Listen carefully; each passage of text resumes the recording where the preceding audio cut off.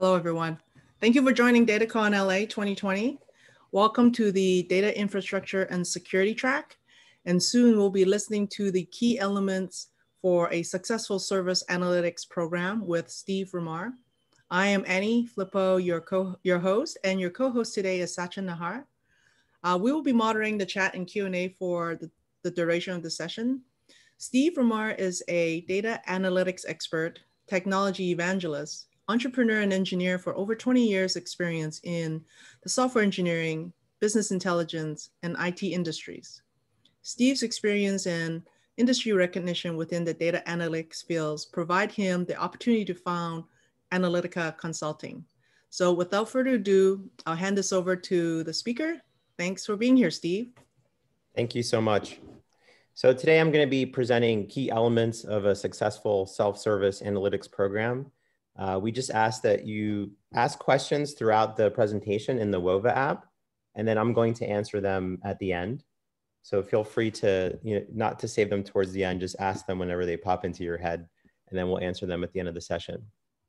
So I'm going to go through a quick introduction about myself and my company, and then jump right into the elements of what my background has determined in terms of elements of a successful self-service analytics program, talk about the program structure, how to structure it in your organization appropriately, the resource needs, and then discuss data governance architecture.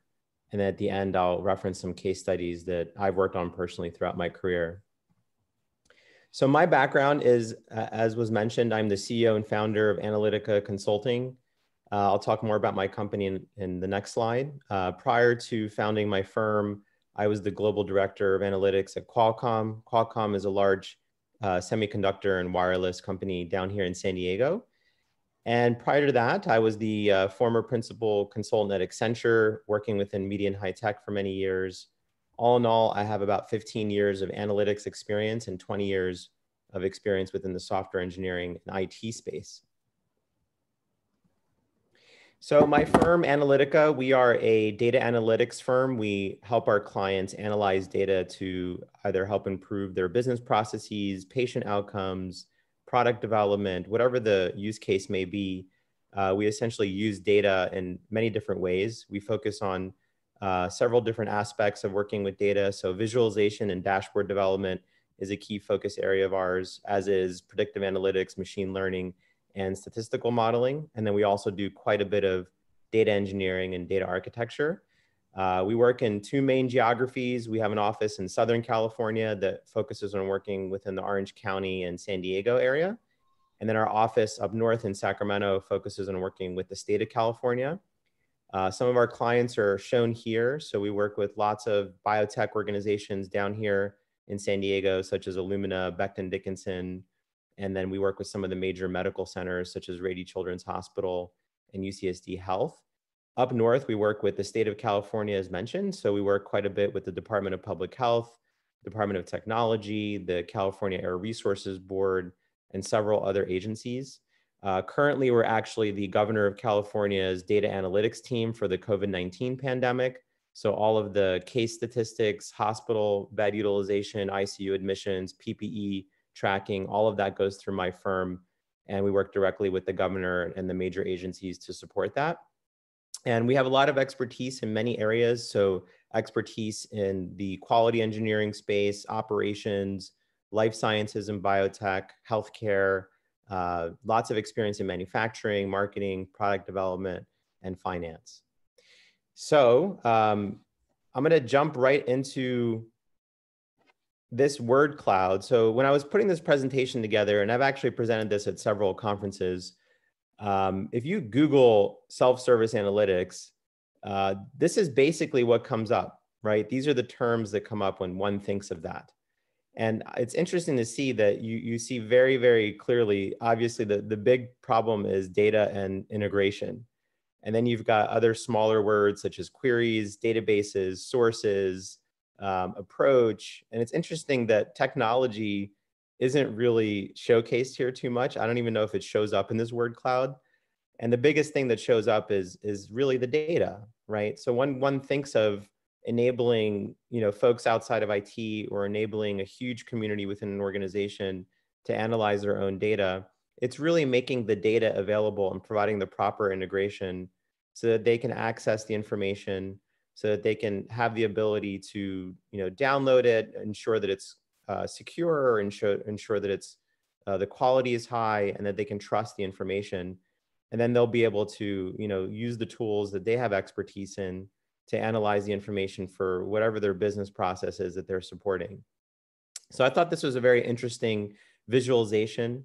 It definitely encapsulates exactly what the biggest issues and challenges are when it comes to, supplying self-service analytics. And just to take a step back, what is self-service analytics, right? So my definition of it, and I'm sure that this will come up in the Q&A, and I'd even like to ask all of you what your definition is, but my definition is it's basically giving folks outside of a technical area within an organization or a community the ability for them to analyze their own information, right?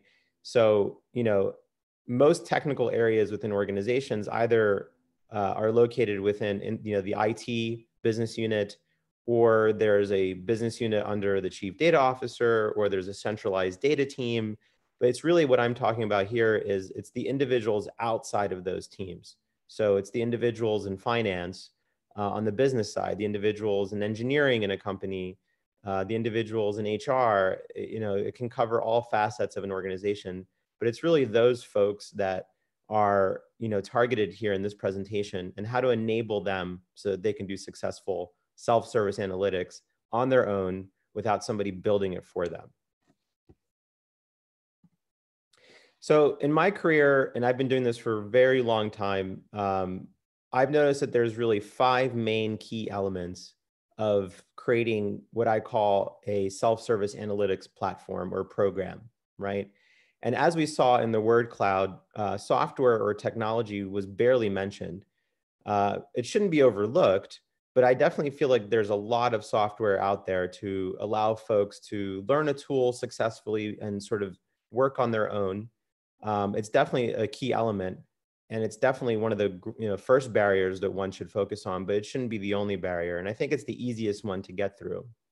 The next would be, how do you deploy that software? So, what I found in my career is having a shared environment is the most useful way of deploying that. If you've got lots of silos of different types of software, you're not going to be too successful in your self-service journey.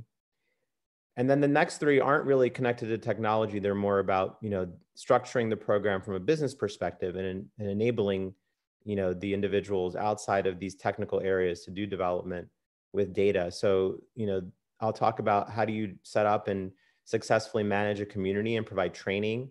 I'll also talk about, what can you do in your organization, and how do you structure it so that you're successful in supporting this community and these people. And then I'll talk about what can you do with your data to make it more available. So these are essentially the 5 key self-service areas that I found in my career. And what I'm going to do is I'm going to focus on each one and provide you, details of how to make each one of these successful. So let's jump right into it. So I'm going to focus a little bit here on software, and this is the latest Gartner Magic Quadrant. So if you're unfamiliar with the Gartner Magic Quadrant, Gartner is a major advisory agency that analyzes different softwares and technology patterns, and they provide this thing called a Magic Quadrant where they rate different software vendors or different consultancies, whoever it is that they're analyzing and providing recommendations on, and they put them in this quadrant. So the way that this works is you look at the upper right-hand corner, those are the leaders in the particular area that they're rating. So what we're rating here is business intelligence platforms, right?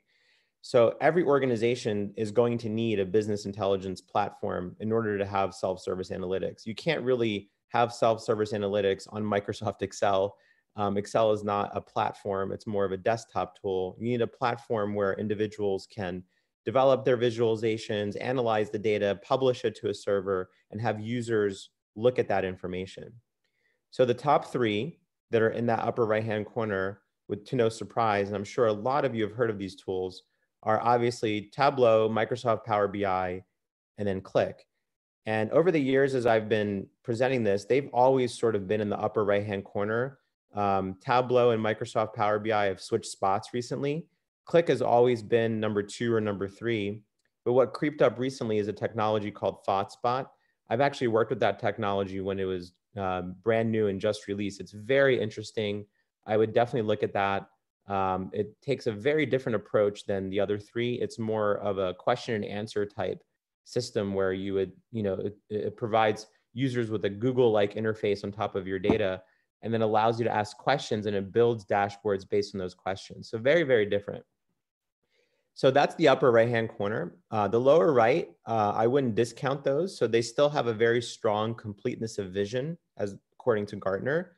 However, they're just not there on the execution side. So, the way that these quadrants work is the further you go up to the left means that you've got great execution, but your vision isn't that strong.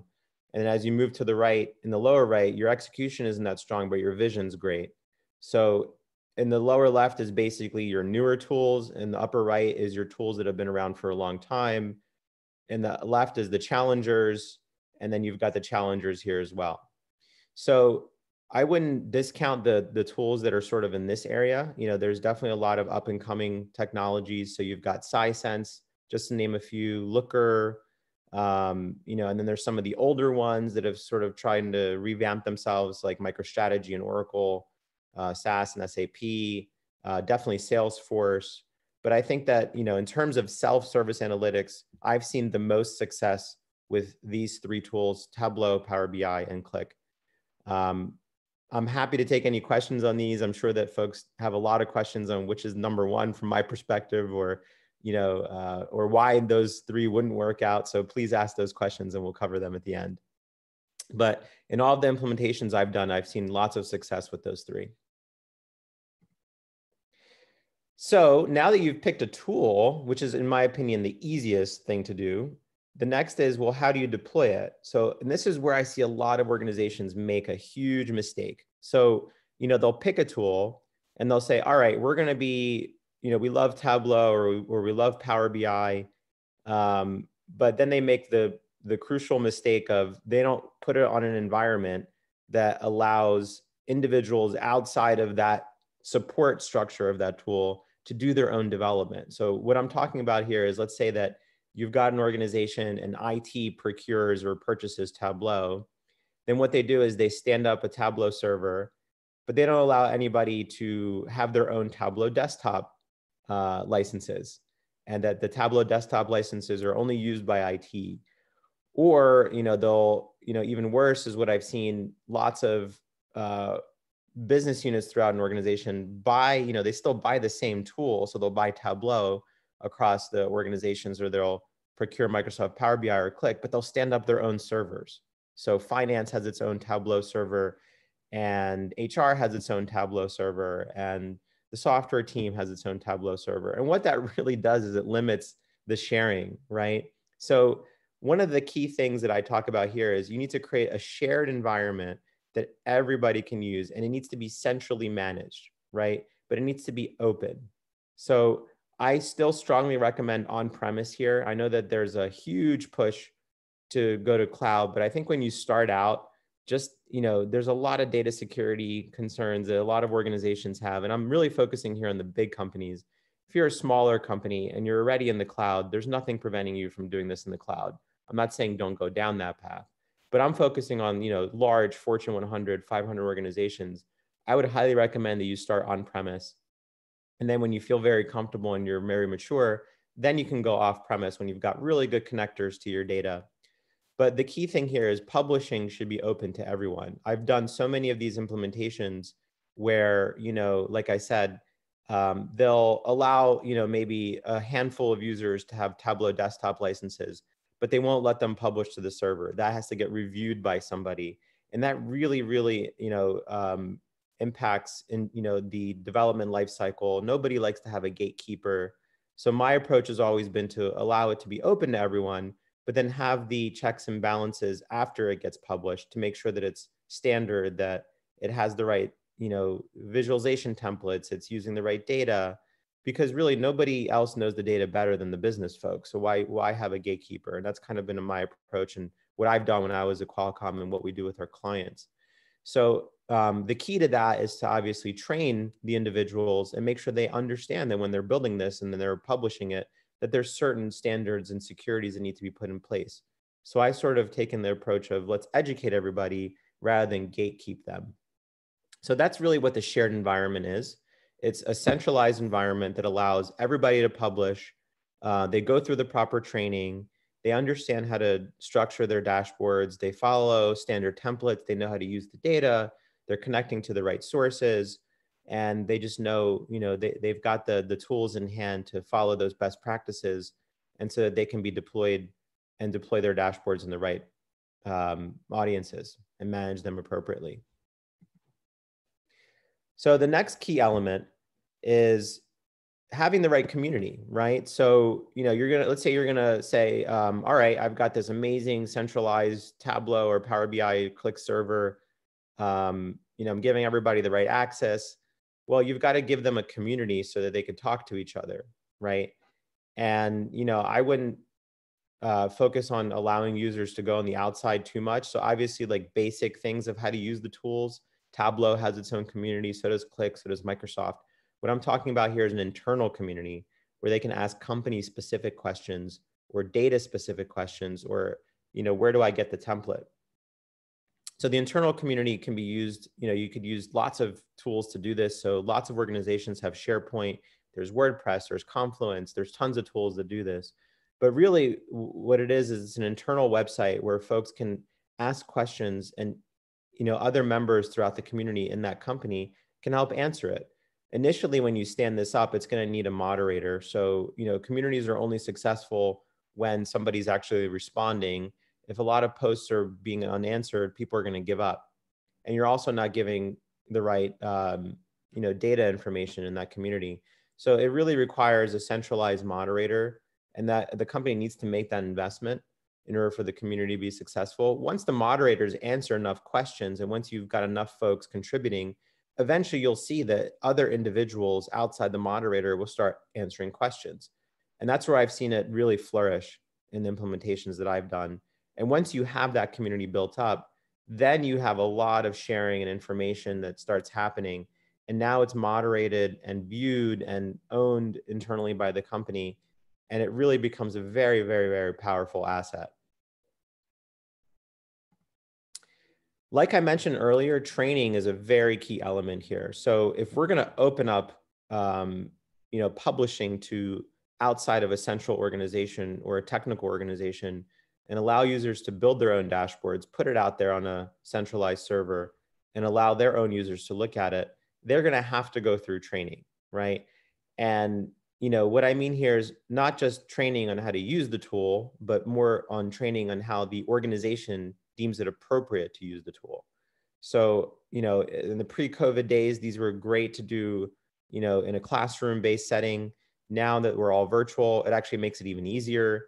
So if you've got an organization that you're working with that's global, you can do virtual training where you train the users on not only how to use the tool, but here's the standard templates. Here's where you can connect to your data. Here's how we publish. Here's how we design our dashboards. And they have all of the elements and all of the resources necessary to build successful, beautiful dashboards that are in line with the company's standards. After you have this formal program, and when you're starting out, this could be a class per quarter, right? I'm not talking about doing a class per week. Eventually, it can turn into something where it's a lot more repeatable. But when organizations start out, this isn't really a big investment. The next is really, you have to have some kind of office hours. So when you train these individuals and they go away, communities are great, but as you're building up the community, there needs to be a place for people to go. So when I was doing some of this in my former role at Qualcomm, I would actually have office hours, once every 2 weeks where I'd book a conference room. Folks from all over the company would come in, or virtually all over the globe. And, they would ask questions and I would have my staff and myself answer them, and the questions could be, how do I create a Gantt chart in my tool? Or, how do you use that template again that's standardized? Or where do I get this data? And, those office hours are great because you really get that one-on-one interaction. And then another way that you can do it is ad hoc requests. So, a mail list or, a community question can turn into a conference meeting. and then folks can join, and then you can kind of make it an ad hoc structure. So there's lots of ways to do this. I'm always about using all the available resources. So when I was starting this program, when I was at Qualcomm 15 years ago, I took the approach of doing all of these things. So I had a formal training class about once a quarter. I had office hours every other week, and then I would get on the phone and do conferences, or my staff would, with any ad hoc questions, so that we could build up the community and make it nice and strong until everyone was sort of helping each other out using the online platform, and then, you know, communicating that way.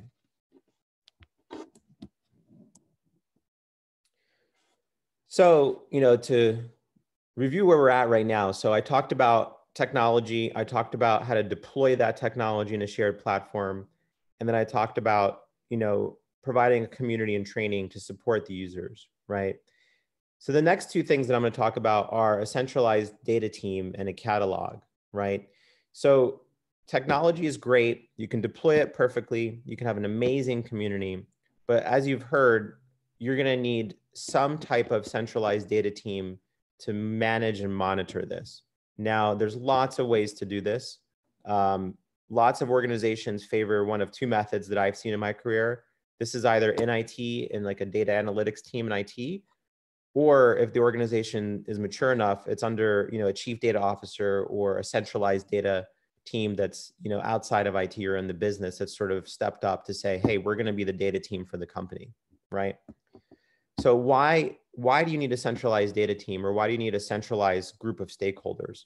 Well, when you're first starting this out, you're going to need somebody to moderate this, as you know, as I've alluded to in the past, and some of the other elements that I've talked about.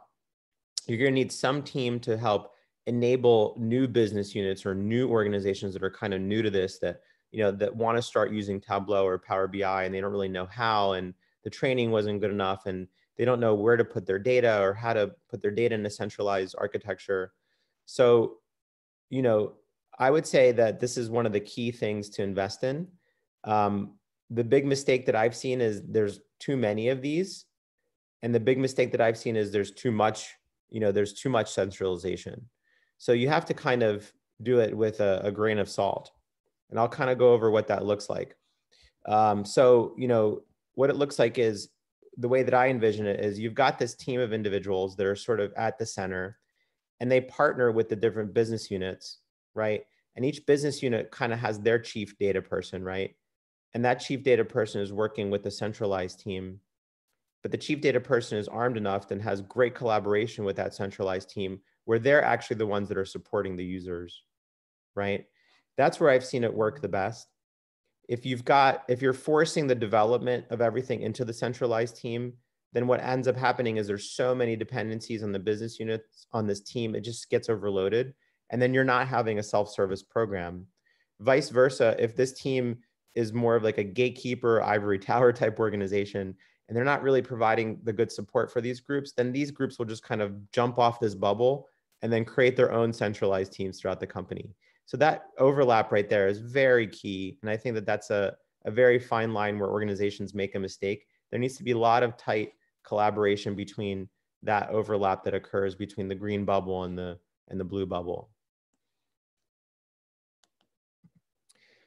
So, you know, you've got great technology, you've deployed it perfectly, you've got a strong community, you've got a really good team supporting that community. The last thing that I've seen that really makes this success is a data catalog, right? Because what you want is, and as you saw in that word cloud when I first presented, the biggest word was data and integration, right? And this is where a lot of companies, you know, get really scared when I start talking about, you know, enabling the business to build their own dashboards. They're like, well, they're just going to build it on their spreadsheets, and we're never going to be able to manage their data. And then now we've got tons of data silos. Well, my corollary to that is that's going to happen whether you do this or not. Folks will, you know, build these things outside of your platforms using Excel, or stand up their own Tableau server with or without you, because they need to analyze the data and support their business. So, you know, you might as well be part of the wave, give them the architecture and the platforms that they need, and then start helping them build a catalog, right? And this can be really, really simple in the beginning. This catalog can be, you know, a spreadsheet that shows where all the data is, and here's the connections. And then you can move on to more, using more complex tools like Informatica and Denodo and Calibra and some of the tools that are out there that help support data catalogs. But really what this is in its most successful state is it's a Google search like tool where individuals that are in any facet of the business type in a question, how do I analyze XYZ? And up comes a bunch of data and how to connect to it and how to use it and how to download it and how to integrate with it. And then they get the information directly from this centralized data repository. And now they're using blessed, cleaned data, and you've got a lot of collaboration that way. And the centralized data team is the best place in the organization to sort of build up this data catalog and manage it and maintain it. And then eventually, that catalog can be spread, the maintenance of that can be spread across the organization. Once you've got enough buy-in and data stewards, they can start sort of updating that catalog whenever the data changes. And I've seen this work beautifully, right? So I've seen this work where you've got a data catalog and there's a finance data steward and they're putting all of the P&L data that's out there. They're putting, standardized data assets like employee headcount information out there, and they're maintaining it. And that way, anybody in the organization that wants to analyze any financials or headcount information, they go to the catalog, they type that in, they see the data steward, that data steward keeps it maintained, and it's a beautiful thing. And I've seen this work really, really well. Lots of organizations are really investing a lot in their catalogs to make sure that this is, working successfully, and you've got the right stewardship in place so that organizations can share their data appropriately. So we're about 30 minutes in. I think we started a little late. So I'm gonna provide a quick summary, and then I'm gonna talk about some case studies, and then I'll open it up for questions. I wanna make sure we leave time for that. So a quick reality check on this. So, a lot of people ask me, well, if you set up this program, you're going to create more problems than you're going to solve. And what I say to this is, that's what it looks like on the surface, right? You're going to enable all these individuals to do their own analysis. They're going to probably put it on top of their data. They're not going to wait for some centralized data thing to be built out. And that's going to create more silos. Well, my corollary to that, like I've said, is that that's going to happen anyway, right? People are going to develop things in Excel and they're going to create their own data silos anyway. So you might as well give them the platform to do that so that you can tap into those silos and start creating reusable data assets and start building up a catalog. The other thing is you have to be very realistic. I wouldn't force your community to analyze data only from the catalog, because then individuals will get frustrated when their requirements can't keep up with the changes that need to occur. And you need to provide a platform where individuals can share their data, and then a team can help standardize and centralize that data while it's being shared, right? So it's kind of a two-prong effort.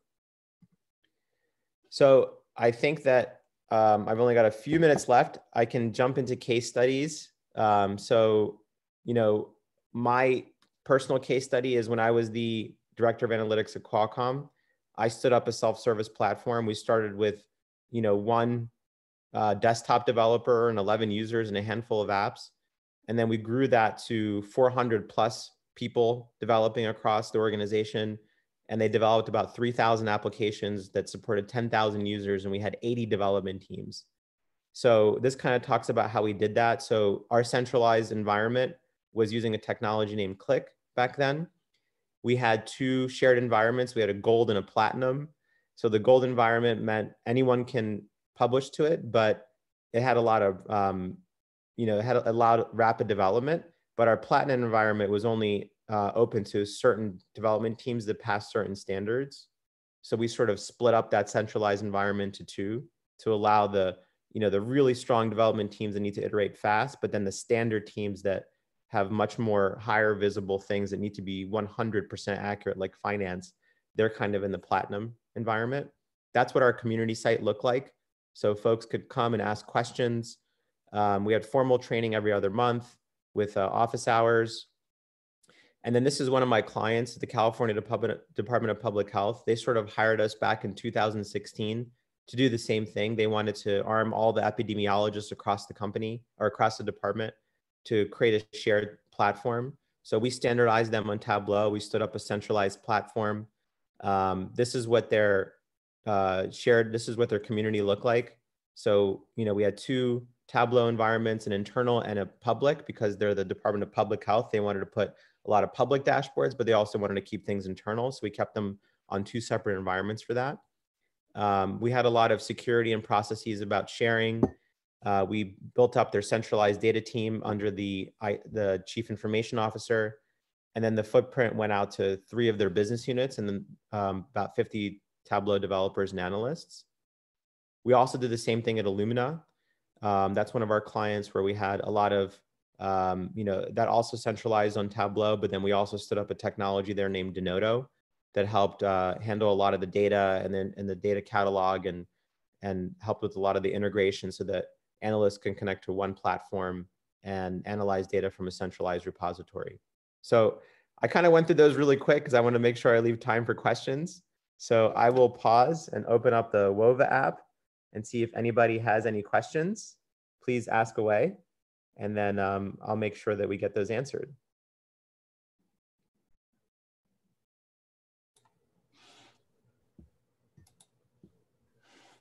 Thanks, Steve. That was really enlightening. Let's see if we have any questions in the app.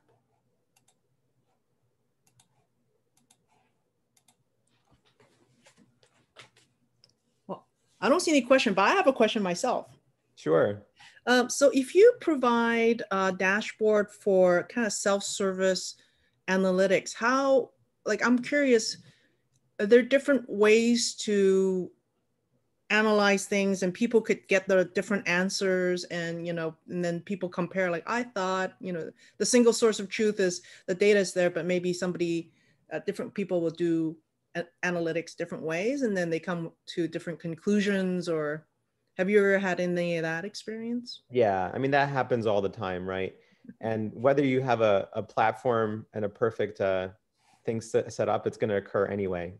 The advantage of having some of these things in place is that at least, if you've got a really good catalog in place and you've got a great community and everyone's kind of sharing everything on one centralized place, it just becomes more visible. It brings that problem to light and it just gets solved a little quicker. So if someone in finance, puts a data set out there and let's say it's headcount information, and then someone in engineering puts the same data set or analysis out there and their headcount data is not matching up, what this thing does is it makes that very visible very quickly, and then it can be resolved. And what's really necessary as part of this is having that centralized team help resolve that. So they can come in and say, look, you're doing this wrong, you're doing this right. Here's now the new data set that we feel is accurate, and this is how you make that calculation. And then they put that out in the community or in the catalog, and then it solves that problem a little quicker. Oh, cool. All right.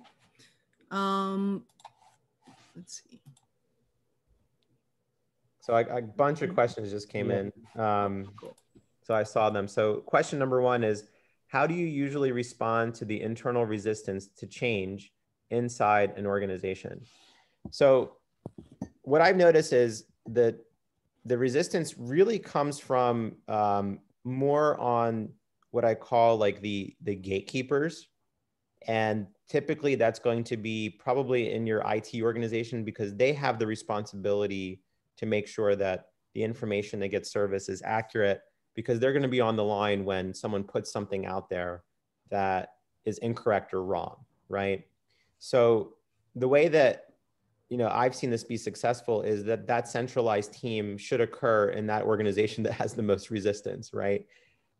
Because if you give them the ownership and if you give them the budget and the authority to kind of help with this problem, then they're going to be the path of less resistance.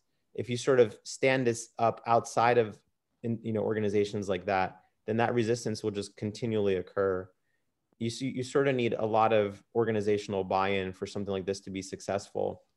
And the way to have that organizational buy-in is, the C-level suite needs to have full understanding of what we're trying to build and full support of it. So when I was at Qualcomm, for example, I worked directly for the C-level suite, and I got our CEO and CIO, together along with the CFO, and we they understood why this was necessary, but they also understood the challenges that we're going to have. And they were sort of okay with some of the things that we talked about, things being incorrect, but they said they would, that we all agreed we'd rather have them incorrect and out there than have them incorrect and hidden with nobody talking about them. So, I think that it really is a top-down thing that needs to be supported. You can definitely build it up from the bottom up, but eventually you're going to hit so much resistance that folks are going to start splitting off. So you really need that top-down support in order to reduce that resistance. And the best way to do that is to make the C-level suite understand the need for this. And most C-level executives do. Everybody wants to be a data-driven organization. Nobody doesn't want to work or make decisions off of data. You'd be surprised. So that's sort of how I would answer that question. I think that these questions are getting marked, so I'll kind of keep going. Next question is, your operational model assumes that the business units have a good data lead. What do you do when your business units are nascent when it comes to data? So eventually what I've seen, especially with the newer workers that are out there, is that, the younger generation, the generations probably before me, is very, very, very talented at working with data. And eventually all facets of every single business are going to have those individuals, right? So you would be surprised that when you start working with a team. So when I was at Qualcomm, and I started working with the HR team, they told me HR would never have a data person. This is never going to work. And you'd be surprised how quickly I was able to transform some of the individuals there into data people, right? And, because once somebody starts learning the tool, once they become very well trained, they start, understanding, wow, I can make a career out of this. And you sort of see that you start transforming individuals to, sort of step up to be those data leads. If an organization or a business unit will never be able to do that, that's where the centralized team can help them out and sort of step in until that individual comes into that organization, gets hired or gets transformed. So it's something that doesn't happen off the bat. It definitely happens as you mature. So that's how I'll answer that question. Next question is, when dealing with data silos, how do you go about promoting those individual users to add their data usage or data visualization tools to the centralized hub? So that's where I was really talking about that central team. So that central team is going to be very crucial in the beginning. They're almost going to build out those centralized assets. And then eventually the hope is that when you build out that catalog, those centralized assets, or even that first version of the dashboard, that somebody will hopefully step up in those partner organizations to help kind of promote that and help partner with you on that. And that's where it becomes more of a community effort, right? For example, one of the things that we developed at Qualcomm was a financial business dashboard that showed all of the analytics of how the company was performing. It was developed by the centralized team. And then eventually one of the facets of the finance organization saw what we were doing. They loved it. And they're like, you know what, we're going to step in and help you guys with this. We're really busy. We don't have the time. Let's just partner on it and make it a joint effort. And then eventually the CFO heard about it and said, you know what, this organization now owns this. And then it became owned by that finance organization. So that's sort of how you do it. It has to be it's a progressive structure. And that's why that centralized team is so important. Thank you, Steve. Unfortunately, we're out of time. Thank you for all the questions. We can continue the chat and Q&A offline on Wova, and feel free to connect with Steve through Wova. Thank you for everyone for attending this session. Thanks again, Absolutely. Steve. Thank you so much. Thanks everybody. Bye-bye.